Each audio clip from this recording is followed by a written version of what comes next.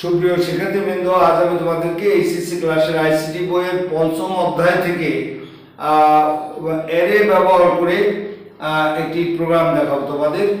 তো এই অ্যারে জিনিসটা কি দেখো, অ্যারে হচ্ছে, তো আমাদের অ্যারে শব্দটার অর্থ হচ্ছে মূলত শ্রেণী।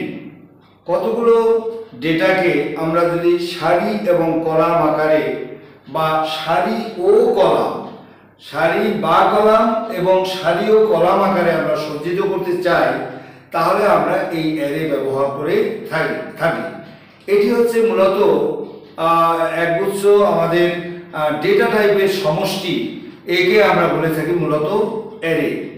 এই অ্যারেকে প্রকাশ করার জন্য আমাদের অ্যারে এর সামনে আমাদের থার্ড ব্র্যাকেট আমাদের ইউজ করতে হয়। এই থার্ড ব্র্যাকেটের মধ্যে অ্যারের সাইজ কত সেটি আমাদের নির্ধারণ করে দিতে হয়।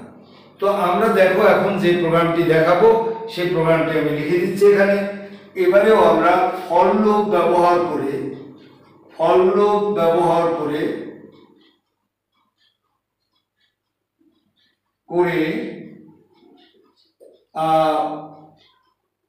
19, 25, 12, 23 সংখ্যাগুলো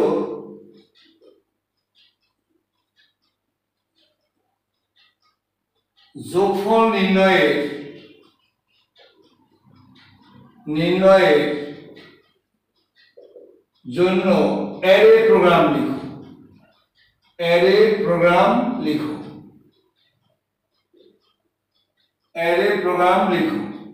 এ হলো আমাদের প্রশ্ন। তো আমরা এই অ্যারে ব্যবহার করে প্রোগ্রাম তৈরি করতে বলেছে আমাদের ফর লুপ ইউজ করি। তাহলে আমরা প্রথম এই প্রোগ্রামটি তৈরি করার জন্য প্রথমে আমরা এটিকে, আমি একটু শর্টকাট করে করাচ্ছি, কিন্তু আমার এই প্রোগ্রামের মধ্যে কোনো ধরনের একটু ভুল কিচ্ছু নেই। তো সেক্ষেত্রে তো আমরা যেহেতু আমাদের এখানে সায়েন্স আর্টস কমার্সের ছেলেমেয়ে মিশ্রিত আছে, সেক্ষেত্রে আমরা এটাকে যত শর্ট করে আমরা বোঝাতে পারি আমি চেষ্টা করি। তো আমরা প্রথম যে অনেকগুলো একটা প্রোগ্রাম তৈরি করতে গেলে অনেকগুলো ধাপ আমরা ব্যবহার করি, অনেকগুলো সেই এতগুলো ধাপ আমি ব্যবহার না করে আমি শর্টকাট করার চেষ্টা করছি, কিছু বাদ দিয়ে মেইন ধাপগুলো আমি এখানে স্টেপগুলো আমরা ব্যাখ্যা করতেছি। প্রথম যে লাইনটি লিখবো include stadio.h। তো আমি প্রত্যেক প্রোগ্রামে এটা ব্যাখ্যা দিয়েছি, এবারেও ব্যাখ্যা দেই কখন কে কোন প্রোগ্রামটি দেখে সেই জন্য। stadio.h এই টোটাল লাইনটিকে আমরা বলে থাকি লিংক সেকশন। এই লিংক সেকশনের মধ্যে stadio.h এটিকে বলে থাকি আমরা একটা ফাইল।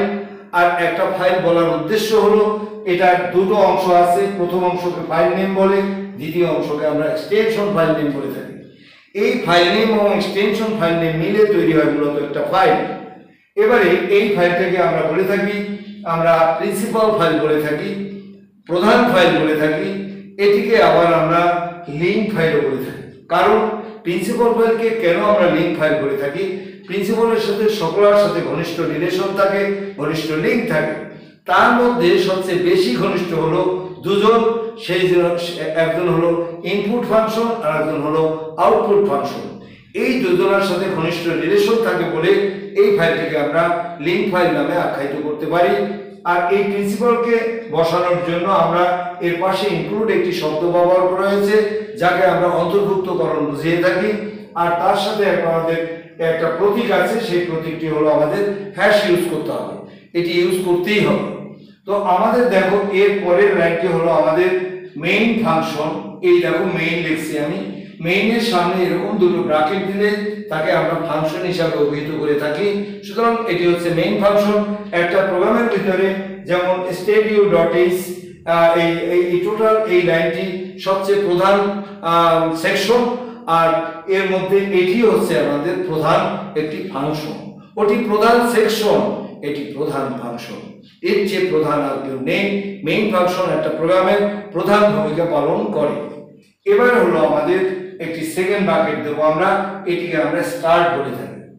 এবারে আমাদের স্টার্ট করার পরে এখন আমাদের লিখতে হবে ডিক্লারেটিভ পার্ট। এই ডিক্লারেটিভ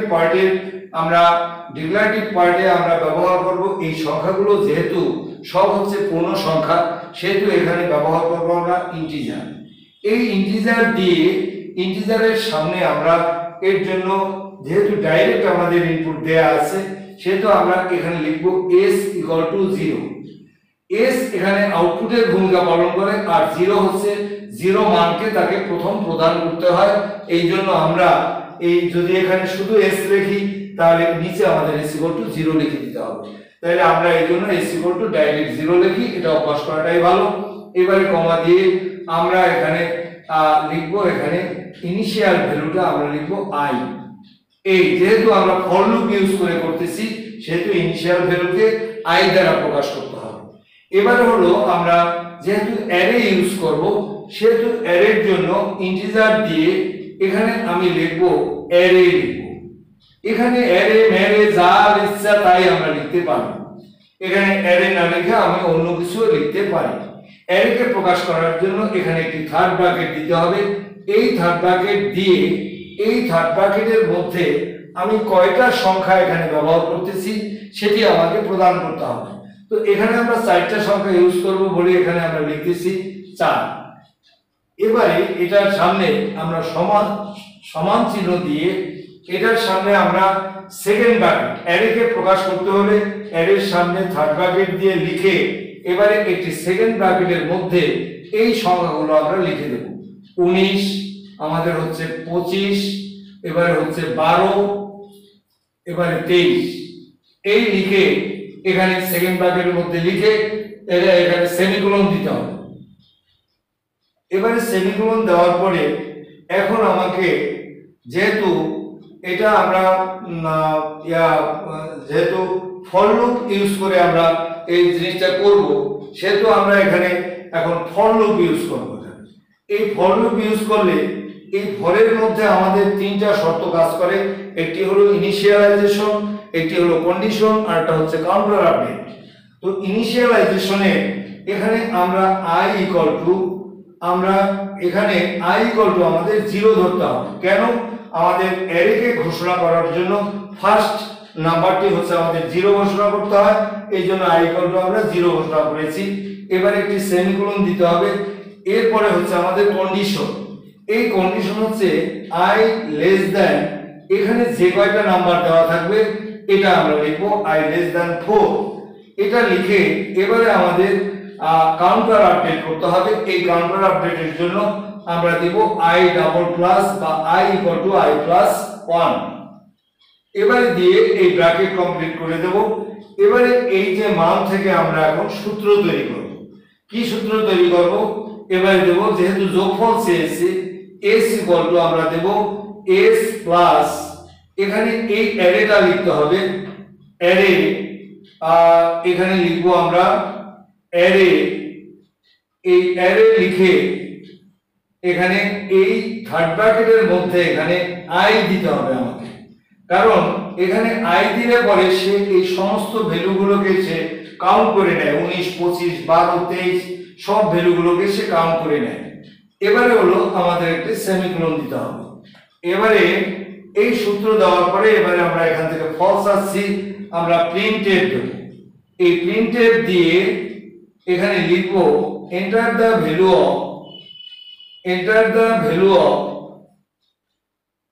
অফ আমাদের আমরা কোনটা এন্টার দ্য ভ্যালু অফ যেটা চাচ্ছি ভ্যালু অফ s, সরি এখানে এন্টার দ্য ভ্যালু অফ লিখবো কেন, এখানে লিখবো আমরা শো দ্য রেজাল্ট। একবারে আমরা করে দিচ্ছি শো দ্য রেজাল্ট। এই শো দ্য রেজাল্ট লিখে ইনভার্টেড ইকুয়াল টু, এই রেজাল্টটা আমি কোন ভাবে চাচ্ছি, এটি চাচ্ছি আমি ইন্টিজারে চাচ্ছি, এই জন্য আমরা দেব %d ইনভার্টেড কমা দিয়ে, এবারে কমা দিয়ে এখানে লিখবো আমরা এই s দিয়ে দেব। এবারে সেমিকোলন। এবারে আমাদের কার্য শেষ করতে যাচ্ছি, রিটার্ন 0, এবারে হচ্ছে সেকেন্ড ব্র্যাকেট। এভাবে আমাদের অ্যারে ব্যবহার করে প্রোগ্রাম তৈরি করতে হবে। আমাদের বোর্ডের পরীক্ষায় এই জিনিসগুলো আমাদের দেয়।